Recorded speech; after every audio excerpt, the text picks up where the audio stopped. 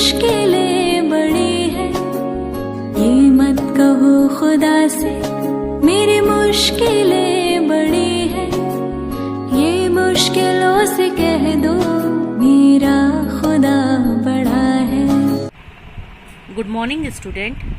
Today I will teach you the first chapter of this Orwell textbook, and this book is for class 11th.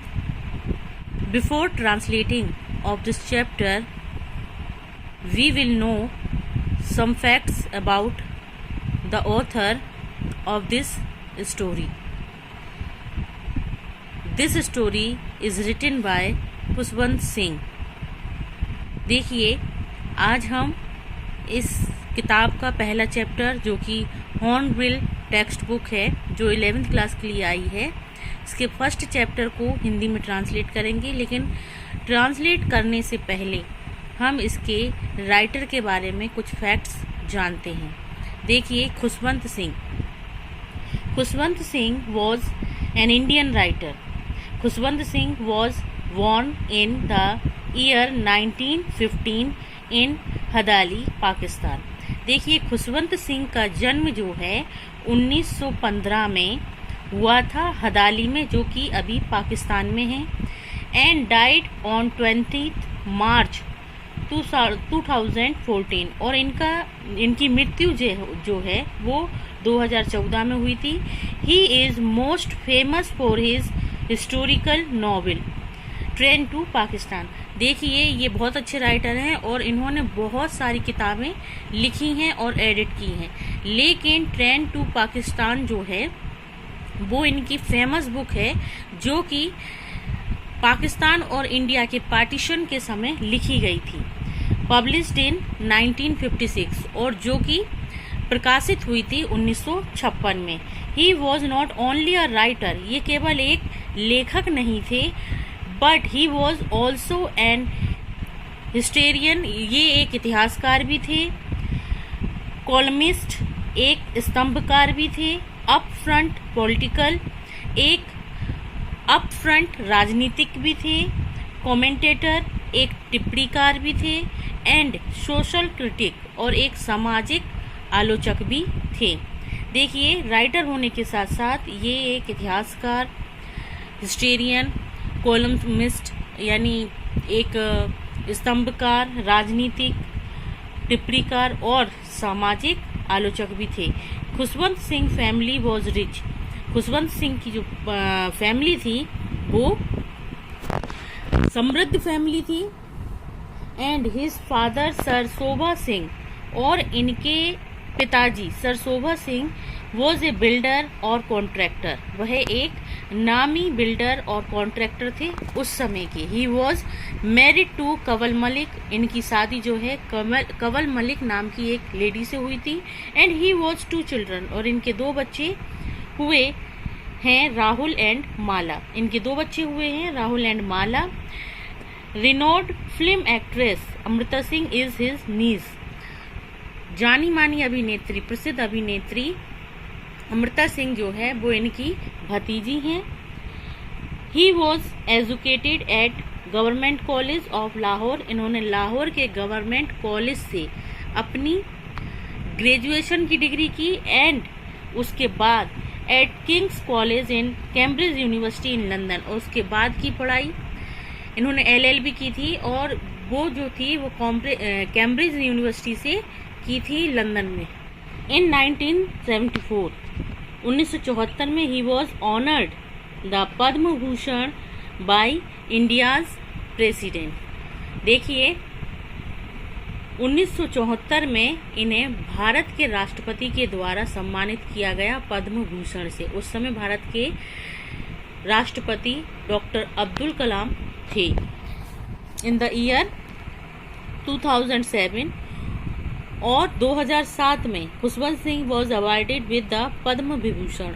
इन्होंने 2007 में इन्हें पद्म विभूषण से सम्मानित किया गया। देखिए, जब इन्हें अब्दुल कलाम ने 1974 में पद्म भूषण से सम्मानित किया था, तब इन्होंने वो पुरस्कार जो है वापस लौटा दिया था। उस समय जो है अमृतसर में तूफान, जो सेना का तूफान वाला जो किस्सा है वो हुआ था कि सेना जो है, भारतीय सेना जो है वो जूते पहनकर अमृतसर के मंदिर में घुस गई थी।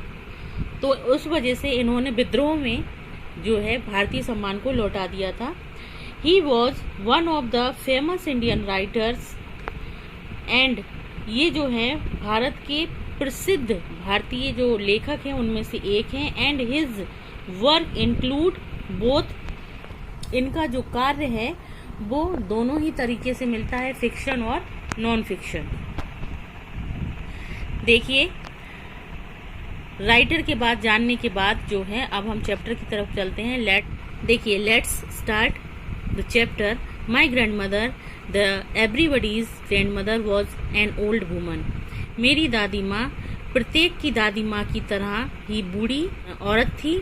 She had been old and wrinkle for the 20 years, और वह बूढ़ी तथा झुर्रियों वाली थी फॉर 20 years, 20 सालों से। यानी यहाँ जो राइटर है वो अपनी दादी माँ के लिए क्या कह रहा है कि मेरी दादी माँ को मैं 20 सालों से ऐसे ही देख रहा हूँ, 20 सालों से वह इतनी ही बूढ़ी और झुर्रीदार चेहरे की थी। That I had known her, जैसा कि मैं उन्हें जानता था, यानी मैं 20 सालों से जैसे उन्हें जानता था, मेरी दादी माँ भी दूसरे लोगों की दादी माँ की तरह ही बूढ़ी और झुर्रीदार थी। पीपल सेड, लोग कहते थे, डैड की she had once been young and pretty, वह पहले कभी जवान और आकर्षित होती थी। And had even had a husband, और उनके एक पति भी थे। But that was hard to believe, लेकिन इस पर विश्वास करना बहुत मुश्किल था। My grandfather's portrait hung above the mantelpiece in the drawing room. मेरे दादाजी की जो तस्वीर थी, पोर्ट्रेट मीन्स तस्वीर, हंग लटकी हुई थी, अबव ऊपर, the mental peace, mental peace होता है फायर प्लेस जहाँ पर आग जलाई जाती है, इन द ड्राइंग रूम में मेरे दादाजी की तस्वीर ड्राइंग रूम में मेंटल पीस के ऊपर लटकी हुई थी। ही वोर अ बिग टर्बन, उन्होंने एक बहुत बड़ी पगड़ी पहनी हुई थी। एंड लूज फिटेड क्लोथ, और ढीले ढाले कपड़े पहने हुए थे। हिज लॉन्ग वाइट बियर्ड, उनकी लंबी सफेद दाढ़ी, covered the best part of his chest, उनकी लंबी सफेद दाढ़ी ने उनके छाती का बहुत बड़ा भाग ढांक रखा हुआ था। And he looked at least 100 years old, और वह कम से कम 100 साल के थे। He did not look the sort of person, वह ऐसे व्यक्ति नहीं दिखाई देते थे हु, जो कि वुड हैव ए वाइफ और चिल्ड्रन, जो कि जिनकी की एक पत्नी और बच्चे होंगे।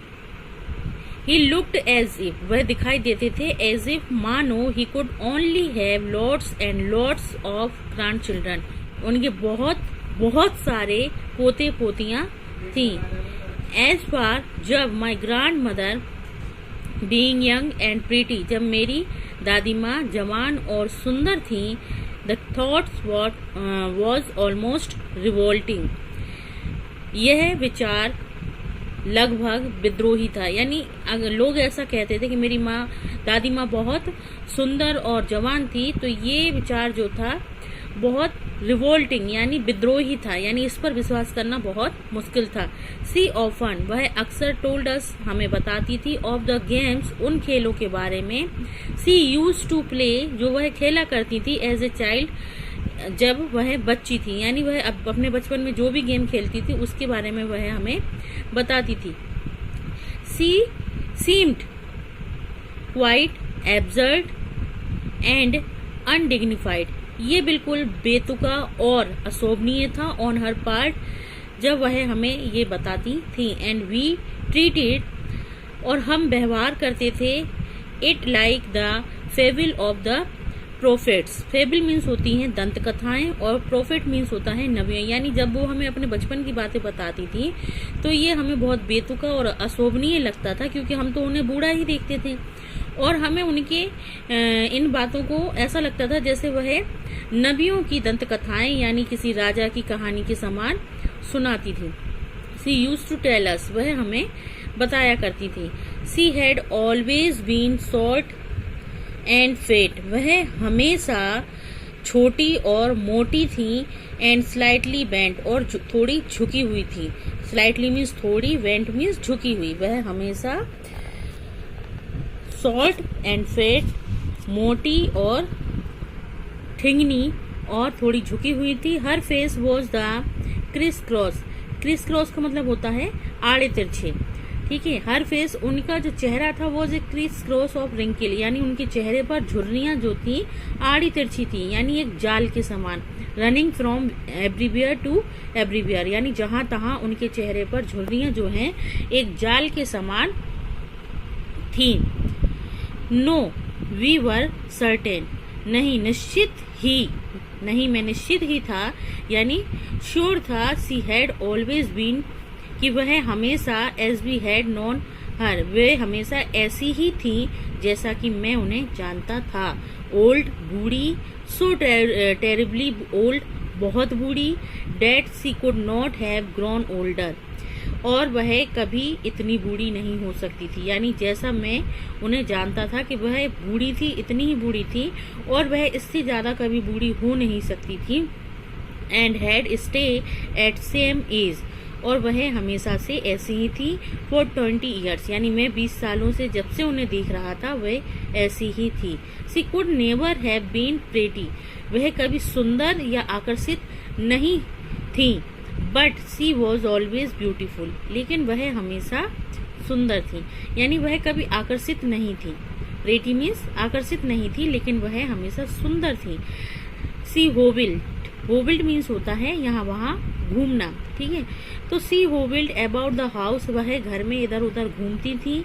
इन द स्पोर्टलेस वाइट, यानी बिना धब्बे, बिना दाग धब्बे वाले सफेद कपड़े पहने। With the one hand resting on her waist, या वेस्ट मीन्स पीठ, कमर, वह एक हाथ अपनी कमर पर रखकर यहाँ वहाँ घूमती थी। टू बैलेंस हर स्टूप, जो स्टूप मीन्स होता है मीन्स झुकाव, जो उनकी कमर में झुकाव था उसको बैलेंस करने के लिए वह अपनी कमर पे हाथ रखकर अपने घर में इधर उधर घूमती थी। And the other telling the beads of her rosary, और दूसरे हाथ में उनकी जो रोजरी थी, जो माला थी, मन के मोतियों की माला, उसको वह टेलिंग मीन्स जापती रहती थी, जापती थी, जापती हुई वह यहाँ वहाँ घूमती थी। हर सिल्वर लॉक्स, उसके लॉक्स मीन्स होती हैं लट, लॉक्स मीन्स ताले भी होते हैं, लेकिन यहाँ पर इसका मतलब है लटें, सफेद जो लटें थी, बाल। तो सिल्वर लॉक्स, उसकी जो सफेद लटें थी, वर स्कैटर्ड, वो फैली हुई थी, अनटाइडली, इधर उधर, ओवर हर पेल पेकर्ड फेस, उसके पीले पीले चेहरे पर उसकी जो लटें थी वो इधर उधर फैली हुई थी। And her lips constantly moved in Audible prayer, और उसकी जो होंठ थे कंस्टेंटली मीन्स लगातार, मूव्ड होते थे, इन ऑडिबल प्रेयर, यानी ऐसी प्रार्थना जो सुनाई नहीं देती। उसके होंठ जो हैं लगातार मूव होते रहते थे प्रेयर के लिए, जो कभी सुनाई नहीं देती थी। यस, हाँ, सी वॉज ब्यूटीफुल, वह सुंदर थी। She was like the winter landscape, वह इन द माउंटेन्स, जो पर्वतों में परिदृश्य होता है, विंटर लैंडस्केप यानी जो परिदृश्य होता है वह उसके समान थी। An expense of pure white serenity, यानी एक शुद्ध सफेद निर्मल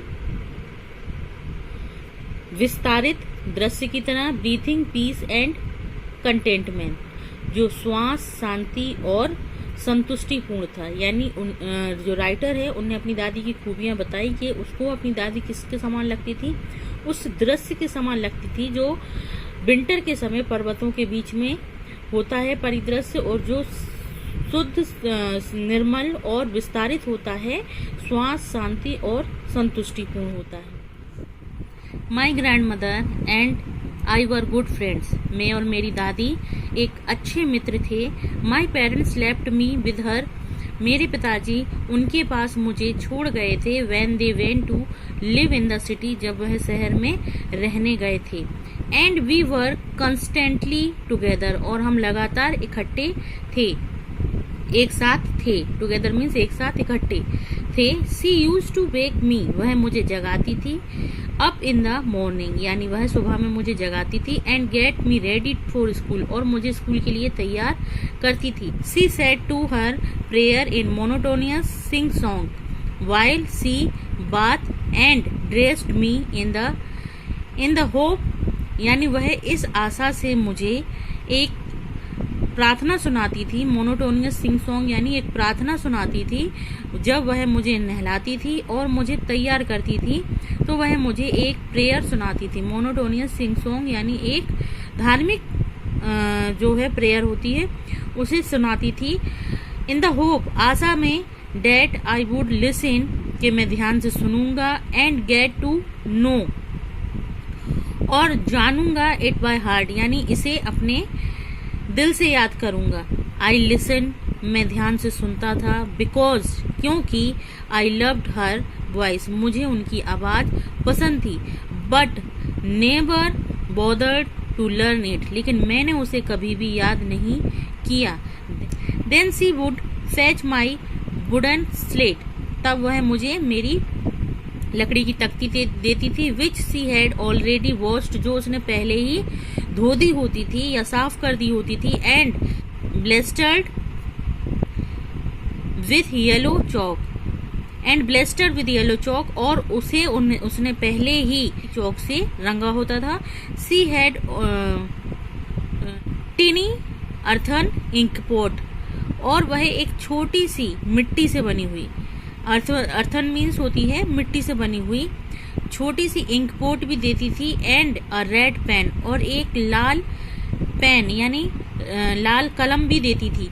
यानी वह मुझे लकड़ी की तख्ती, जो कि उसने पहले से रंगी और साफ की हुई होती थी येलो चौक से, और उसके साथ वह एक मिट्टी से बनी हुई इंक पॉट, स्याही की दवात, और एक रेड कलम भी देती थी। Tie them all in a bundle, इन सब चीजों को वह एक बंडल में बांध देती थी। And hand it to me, और इसके बाद वह मुझे इसे सौंप देती थी।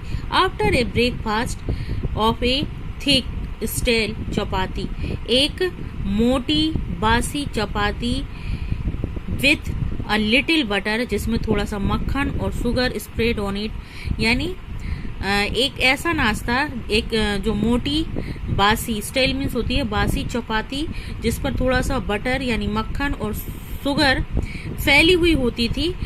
ऐसे नाश्ते के बाद वी वेंट टू स्कूल, हम स्कूल जाते थे। सी कैरिड सेवरल स्टेल चपातीज, और वह थोड़ी यानी सेवरल मीन्स होती है कुछ बासी चपाती विथ हर अपने साथ ले लेती थी। फॉर द विलेज डॉग्स, यानी गांव के कुत्तों के लिए। My grandmother always went to school, मेरी दादी हमेशा स्कूल जाती थी विथ मी, मेरे साथ। बिकॉज, क्योंकि the school was attached to the temple, जो स्कूल था वो मंदिर से जुड़ा हुआ था, अटैच था। द प्रीस्ट टॉट अस, जो पुजारी, प्रीस्ट मीन्स होता है पुजारी, टॉट अस, पुजारी हमें पढ़ाता था। द अल्फाबेट यानी वर्णमाला, एंड द मॉर्निंग प्रेयर, और सुबह की प्रार्थना। पुजारी जो था मंदिर का वो हमें वर्णमाला और सुबह की प्रार्थना सिखाता था। While the children sat in the rows, जब बच्चे लाइनों में बैठ जाते थे। On the other side on of the verandah, यानी बरामदे के दोनों तरफ जब बच्चे लाइन से बैठ जाते थे। सिंगिंग द अल्फाबेट्स, वह वर्णमाला गाता था, और द प्रेयर या फिर प्रेयर गाता था इन द कोरस में। My grand mother said inside reading, मेरी दादी माँ बैठ जाती थी इनसाइड अंदर, रीडिंग द स्क्रिप्चर्स, यानी स्क्रिप्चर्स मीन्स होती हैं धार्मिक किताबें। मेरी दादी अंदर बैठकर धार्मिक किताबें पढ़ा करती थी। फिर है व्हेन, जब वी हैड बोथ फिनिश्ड जब हम दोनों ही अपना काम समाप्त कर लेते थे, यानी मेरा स्कूल खत्म हो जाता था और उनकी प्रार्थना, we would walk back together, तो हम इकट्ठे ही घर वापस आते थे। दिस टाइम, यह समय, द ब्लेज डॉग्स वुड, ये समय होता था उन गांव के कुत्तों के लिए, वुड मीट अस, जो हमें मिलते थे, एट द टेम्पल डोर, उस मंदिर के दरवाजे पर या द्वार पर।